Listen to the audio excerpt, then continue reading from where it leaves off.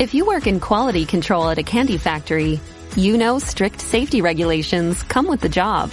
It's why you partner with Grainger. Grainger helps you find the high quality and compliant products your business needs to inspect, detect, and help correct issues. And the sweetest part is, everyone gets a product that's as safe to eat as it is delicious. Call 1-800-GRAINGER, click Grainger.com, or just stop by. Grainger, for the ones who get it done. Welcome to this edition of Talk with TAS. I'm your host, Dr. Teresa A. Smith, Dr. TAS, and today we're going to figure out how we can write.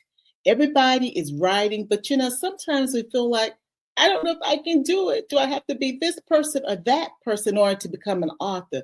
Well, today I have with me Suzetta Perkins. Now, Suzetta is not new to writing. She has authored 18 novels. Yes, 18 novels. And she's a mentor to aspiring writers, and she's a storyteller who brings real life struggles to the page. So today, take your pen out or your phone out and take notes. Because you want to make sure that you hear everything and capture it. So as when you are writing, you think, oh, I can't do it. You've got someone who's there to mentor you through that process. So Suzetta, I want to welcome you to Talk with TAS. Thank you. Thank you. Thank you. You've had an incredible journey as an author and a mentor. Can you share a moment when you faced a major obstacle in your writing career and how you pushed through it? I'm really searching back. I really think I have had a fantabulous time writing, but I really believe it was when the pandemic hit, and I had been writing for a good while at that time.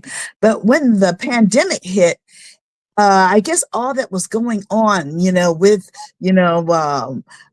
this disease, this COVID, and not knowing, losing a lot of relatives and people that friends that you knew. And then the aftermath of George Floyd's death happening in the same year, almost 3 months later. Well, no, it was even longer because the pandemic had actually started in 2019.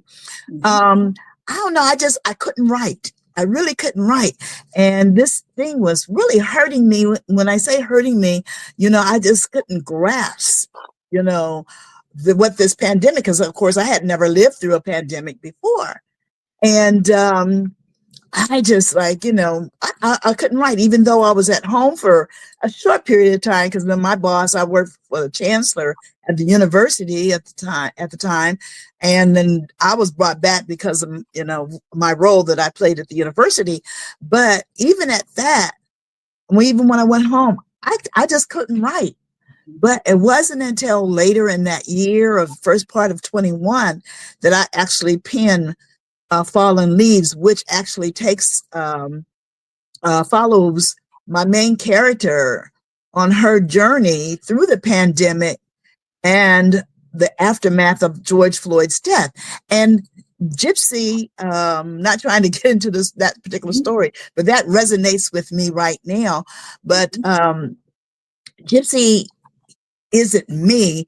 She doesn't characterize anything that I personally went through, but I wanted to get her to feel or to portray some of the feelings I may have had, while I was out there, looking at the TV, like so many of us who were sitting at in front of the TV every day, and then they kept giving the count and then our loved ones, everybody posting on Facebook, oh God, we done lost so-and-so, and people are my age, and so, that was I would say, Teresa, that for me was somewhat a depressing time, if I'm willing to admit that, for me, and where my writing really kind of diminished some, even after it had kind of, slowed down some. I didn't begin with the same zeal that I started with, but thanks be to God, I'm writing again. So that was it, the pandemic. Well, I thank you, first of all, Suzetta, for being vulnerable with the audience, because sometimes, people look at us as authors and they think, oh, it's just great. They just write, and there's never that struggle. But Mm-hmm. you're right, during that time period, it impacted everyone differently. And Yes. as storytellers, we have to be able, I believe, we have to be able to connect. I don't know if I'm going to say this the right way. We have to be able to connect with ourselves internally in order Mm-hmm. to bring that story forward. So Yes. when I'm out of balance, I can't write the way I would normally write. I may Mm-hmm. write a little bit, but I may look at that and say, what is that? Because I'm not able to connect with myself as that Mm-hmm. storyteller to then be able to connect with my characters. So, Yeah. you just showed us, even though you've got 18 novels, writing a book is no easy feat.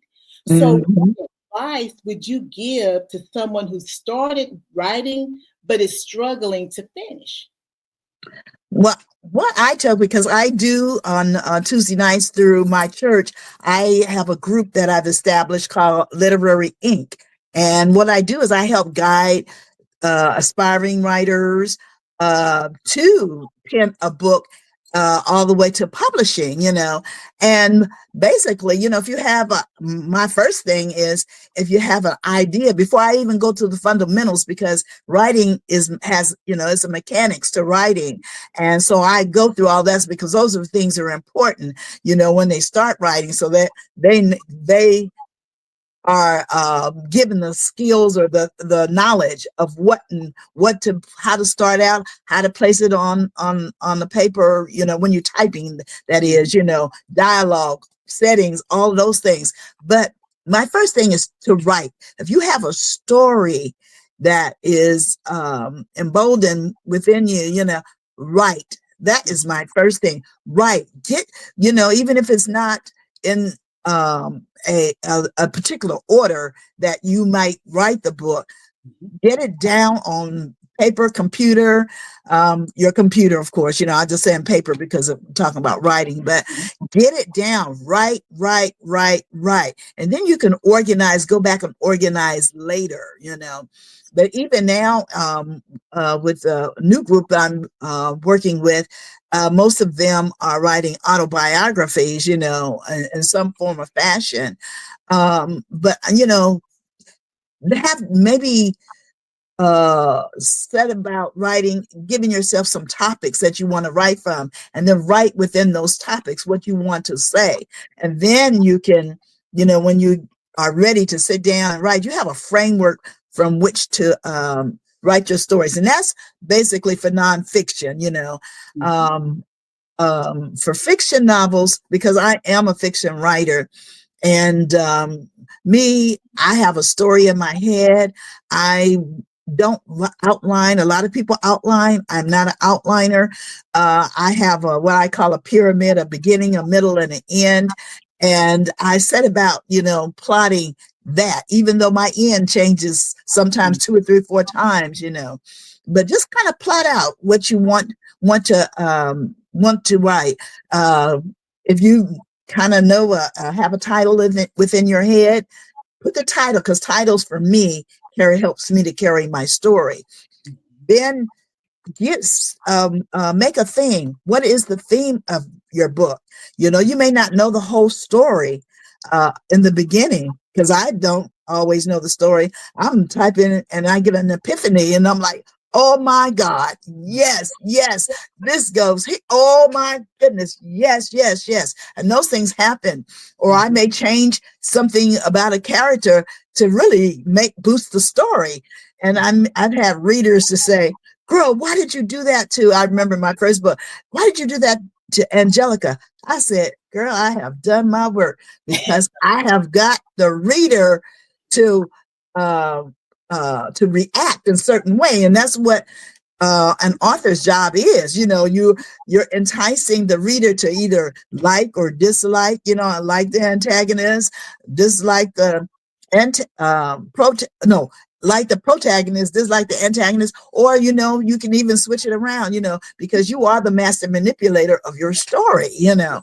And so, so, you know, maybe jot categories, things that you really want to see happen within your story. If you have forethought, you know, so that's another suggestion. But write down, if you can have a title, your theme of your story, a plot. You know, that'll help you to get going. You know, you at least, even if you don't know the full story, you have an idea where you want to go with your story. Well, you know, Suzette, now you've talked about the craft of Mm-hmm. writing.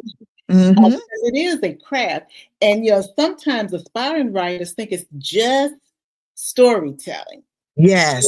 You know, it's just that, you know, it's just a purely talent based, but you've just talked about that craft that has to go with that. So what are some common mistakes that, say, new writers may make, and how can they improve their skills? Because you've talked about things that are part of the craft, but what are some of the common mistakes and a possible solution for a new writer? Okay. Oh God, there's so many. I have a list of 40 common mistakes that writers make, you know, and that's what my publisher gave me, well, gave all of us under her wing, you know, this thing, you know, and I'm like, and I still use that to this day. I use it with my folks. But first of all, is that, you know, the scene. Okay, the scene. First of all, no, let me start here. Okay, your very first page, or your opening, or what have you, you got a hook. You got a hook. You got to grab the reader. Okay, because a reader, if the story ain't good and it's not sounding, you know, is not encouraging them to keep on reading, okay, they're going to shut the book. Your first 100 words, you got to sell your story, okay? Your first 100 words. The other things, the rules, small practical things, I want to say it because I think they're important, is that, you know, you have to, if you want to get it published and you're looking for a mainstream publisher, I always say, you know, set your page up, okay? I use, most everyone uses Word. Okay, Word, I use Word, double space, because when the person is typesetting, that's how they want it, you know, want to receive it. Even at Amazon and those, you know, double space, 1 inch margin around, have a dictionary, a thesaurus, pencil, little notes so you can jot down things. Those are those simple things that I suggest or tell my writers, you know, you need to have that. And someone shared that with me, a thesaurus, because, you know, you don't want to use the same word 20 times, you know, there's other ways of saying the same thing or using that. That's why the thesaurus. The dictionary, even though many of our computers, or most all of our programs, Word, whatever you're using, have a spell checker. Although spell checker doesn't always catch it, or, you know, there's synonyms and this thing, you know, and you spell male, M-A-I-L, but then there's M-A-L-E. You know, there's so many interchangeable words. And then again, depending on your dialect, the dialect that you're utilizing, you need to stay, whatever dialect your character is utilizing, you need to stay within that dialect, okay? They can't be hood over here, and then they speak in the King James English over there, okay? One big thing I have is, and I think I'm going off the what you're asking me, but I do want to get it while it's in my head. I always forget if I don't say it now. Characterization, do character profiles, okay? And I guess when I start talking about character profiles. When my character profiles, I do a psychological, physiological, and sociological aspect of my characters. Okay, even though you may not utilize all of those things that you put down on paper. This is basically for your main characters. I need to know what their height, what their weight. I mean, they may not be important, but they may be important to this story, what hair color, how they wear their hair, what color eyes they have. You can't be blue eyes here and brown eyes over there unless you got contact lenses, and you got to tell us that, okay? Mm-hmm. Even their parents, who their parents are, what their religious affiliation is, sisters, brothers, anyway, all those kind of different things, what kind of food do they like? I would sit down. I remember sitting down with my daughter and son-in-law one time, and I was asking them to help me with a character that lived in Alabama, and my son-in-law, that's where he's from, right? And so anyway, I was talking about something fettuccine or whatever. He said, "Mom, they're gonna eat chicken and mac and cheese." I said, "You are right." But those things are, and yeah, you got to think about those things, And then if you're writing historical fiction or a period piece, I'll put it like that. Okay, if you're writing in 1928, the story I'm actually reading now, you can't have a cell phone in 1928 because cell phones weren't out. Everything has to, even if it's fiction, it has to match up, Okay, Beyonce wasn't out in 1952, so you can't have a 1952 props and Beyonce singing when Beyonce wasn't even born in 1952. Okay, those kind of small things, they're not small really. And setting happens to be a part of that. I know I'm working with one of my writers now, who was born during the 60s, I guess. Yeah, 60s, yeah, like early 60s. And in her piece, because she's doing an autobiography, and she brings in a moment where Dr. King actually shows up. She was there when he shows up in her street. She's from Mississippi, okay? Okay, in that time period, yes, and he actually was there. And so setting and the scene, really, they can even become characters, and they are important to the story because you're letting the reader know, okay, this is in the 1960s, okay, when he marched. If you show things about that happened to these characters during those time periods, But other than that, the one thing that I have to say, getting back to your topic, is that the overuse of certain words. And I had to learn this, because it is when you're a brand new author, you don't know all of these things, okay? But the word just, because, very, adverbs, overuse of those words. In fact, I remember my publisher said, "You put just 250 something times in this story."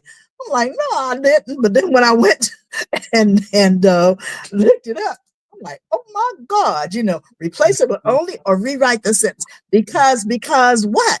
Okay, you said something, it happened because of something, but just tell us what it is, The other thing is that a lot of writers, they just tell us instead of showing.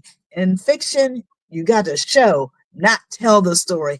By showing, you show the action of the action, the showing, showing is action. It moves the story forward. It endears,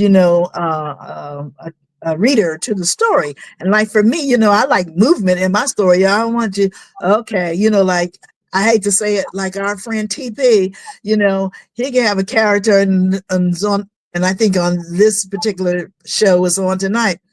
The person been pregnant for 3 seasons. Okay, let's move the story forward. That kind of thing. But that's what showing does. When you're telling the story, there's things that you're going to tell, but show us when you move. When I have somebody to get a cup of water, let's say, or go to the sink, I will map that out myself to see what they go through. If that is important to the story, you don't have to tell everything, and description, give us a little description. we need to see what the character looks like. That's why I talked about that character profile thing. We need to see what the character look like. When you introduce a character, you don't have to give everything in the very beginning, when the character first shows, but we need to see something, like people say, girl, honey, I love so-and-so. I said, no, I wrote that character for me, that kind of thing. You would elicit those kinds of conversations and so forth. And there was one thing, it just moved right out of my head that I thought that was really important. Oh, there's so many things, even like how you write yours, the titles of books and songs and things like that, and the use of them within the story. There's those things that have to be presented to a new writer so that they understand what they can use and what they can't use, because you don't want them to be close to plagiarism, because I like to listen to songs, but I just maybe use a piece, just a little tad piece out of it, and give that recording artist, or whoever it is, whatever it is, I give them their props, within the story. But there's only so much you can do, without getting permission, which you have to pay a fee for, license for, to utilize their work. And that's what I do. Like I have a poem in one of my books. I think it is in Fallen Leaves. And what I did, the person I haven't known, but I do contracts, and I pay that person for the use of their work. But like I said, there are so many things, girl. I could just keep going on and on, but I don't want to get bogged down in sharing all those things. Well, thank you, Suzetta, because I think that you gave the aspiring writer, that person who's trying to go from an idea to actually getting started, you really provided a framework of things that they need to consider. So we want them to start writing, but after you've written, you provided really, it almost becomes like a checklist that they can then use to look at to evaluate what they've written and to begin to modify what they've written. And guys, when we say written, we mean you can write longhand, exactly, on a computer. But what you've written, then you can start to evaluate and refine it. So I think that the common mistakes and how you bring it back to people's mind, and then how you modify that. I think that was a good, piece of advice that folks have gotten there. Now, when we understand that we're writing, we know what we need to check to make sure that we've done properly. Do you have a ideal writing routine that you use yourself? And if so, what does that look like for you? A writing routine? Well, for me, I used to, when I was working, after I would get home and get my family settled, then I would, I'd go to my space that I had cornered off as my little office space, and I would go to writing. And one of my suggestions is that you do it the same time every day. Do it, go. You get your chores, and you you carve out that space and time for you to do it. I think that is, one of the the most helpful thing, that you can, because that forms habits, a good habit, and you will continue, and you won't get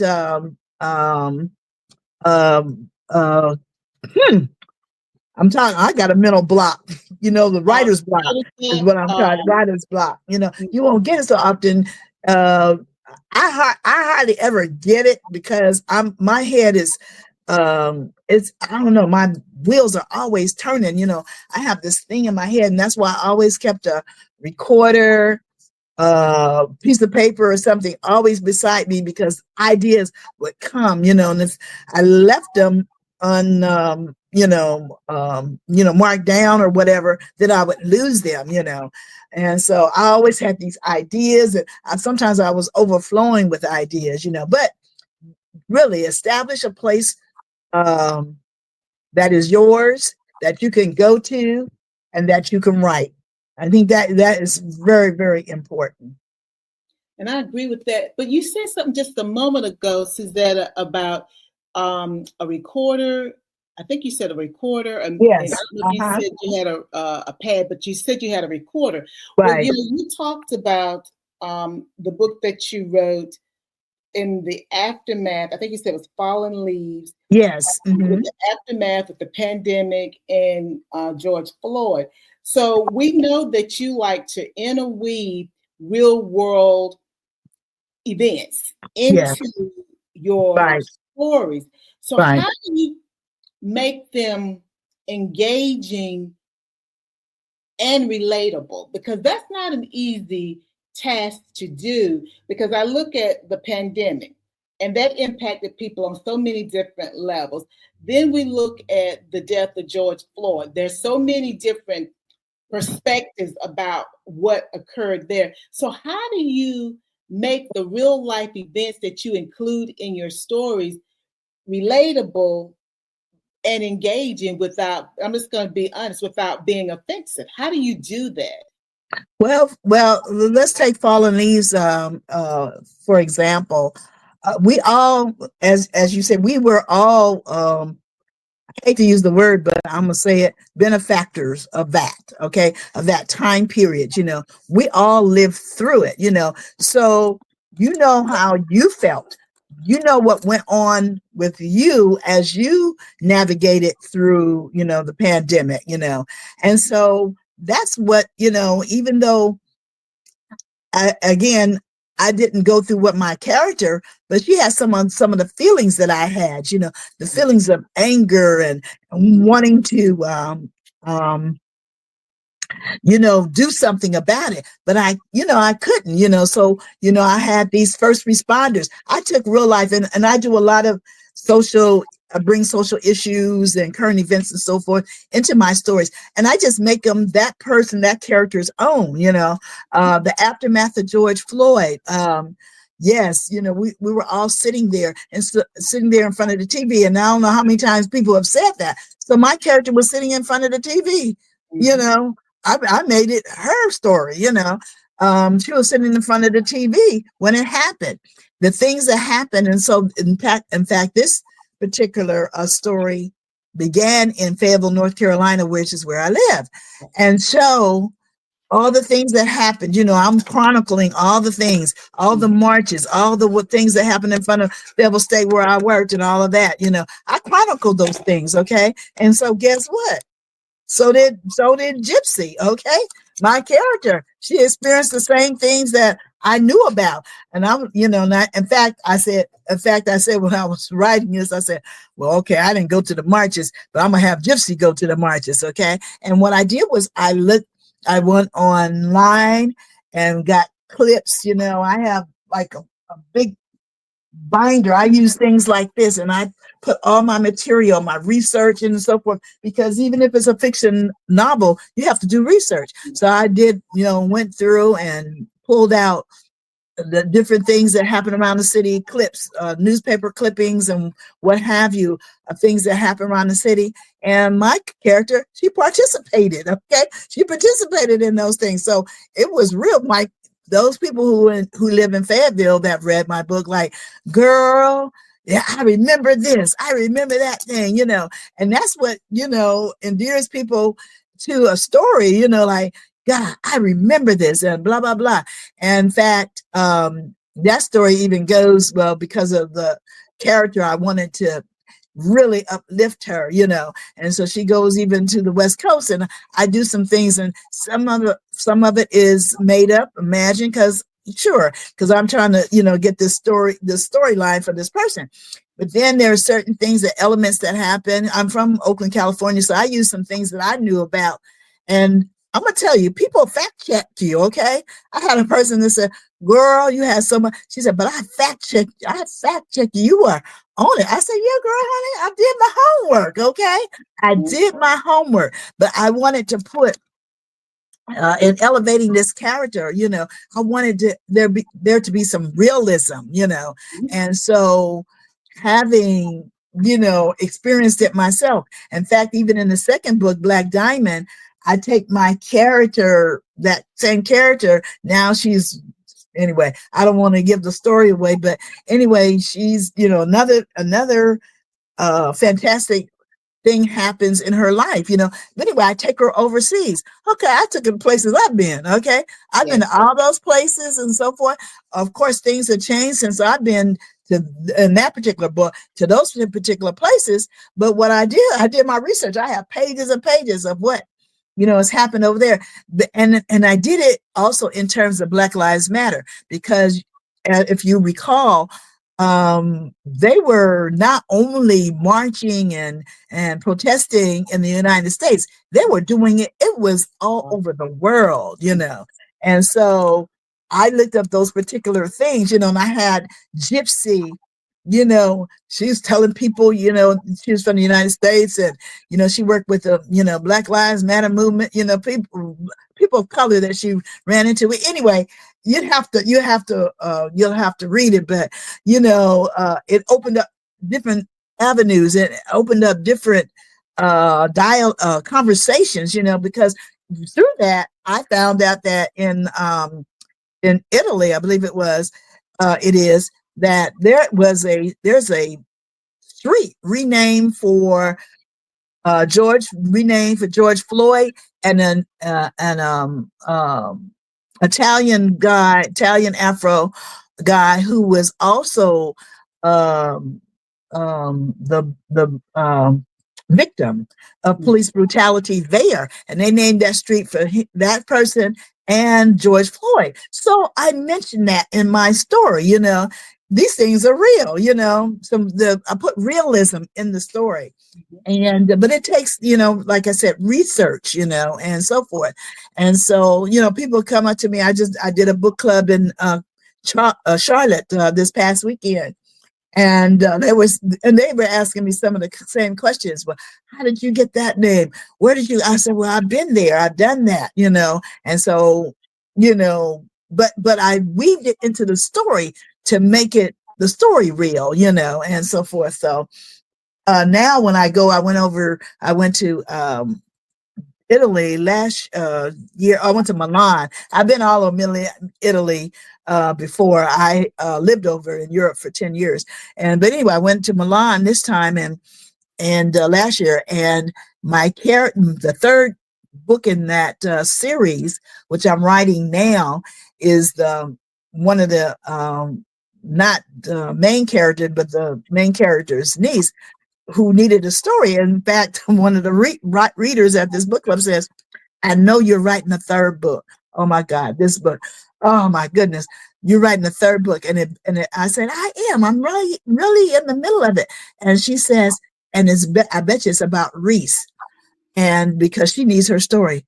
How about that's what my story is about? Mm-hmm. So true readers, if you have penned a story and you have penned it in such a way that readers who they love your stuff, they take to your stuff, they can recognize what is. Because I used to get she's passed on now, but would get pages from people, readers, say, okay, this should happen in this next book, this should happen in blah blah blah blah blah. Then I said, okay, those are things are encouraging to me, and that lets me know that I'm doing a good job, that I'm getting the reader, I'm maintaining a reader, just like a show, or a movie or whatever, they have a sequel. Okay, you want to write well enough that, they'll come on back, for a second cut, so to speak. So that's what I do. I pour out and I do research that will encompass whatever it is that I'm trying to convey in a story. Well, Suzetta, you have helped us to understand that if you are an aspiring author, aspiring writer, you need to contact Suzetta Perkins. Okay. She has mentored many authors, including a Girl Scout who's on her way to being published. So, Suzetta, how can people reach out to you so that they can seek you for mentorship? And how can they get your books? Okay, well, I first of all, my email is an email. I have a website, and they can see on the website, but because I had so many erroneous and crazy uh, um, people to contact me, was crazy. I took that link off of my my website, but they can look and see about me on SuzettaPerkins.com. That's my website. My email is nubianqe2@AOL.com. And of course, I'm on Facebook at Suzetta Perkins. I'm on, I don't even really look at the Twitter that much anymore, but I'm at Author Sue on Twitter, and Instagram, I'm just Suzetta Perkins. And your books are available on your website and on Amazon? Well, they can go to my website, and I have links that'll take them directly to Amazon. Okay. All righty then. Well, guys, Suzetta Perkins has been our guest today on Talk with TAS. She has a wealth of knowledge to help the aspiring writer to start their path to publishing. So she's provided her contact information, so please reach out to her. And before you go taking care of someone else, please make sure you take care of yourself first. If I can help you with your content creation, I'm an editor. I edit many different documents, not just books. So even simple letters that have to be written a certain way. So there's no document that is not too small of a document to be edited, because you want to always make sure you put your best foot forward. So reach out to me if you need those sorts of services. And also, if you'd like to get your message out, please contact me for an interview. I have folks who follow me all around the globe, and we want to get your message out to the masses. So again, before you go trying to take care of someone else, please make sure you take care of yourself first. Bye now.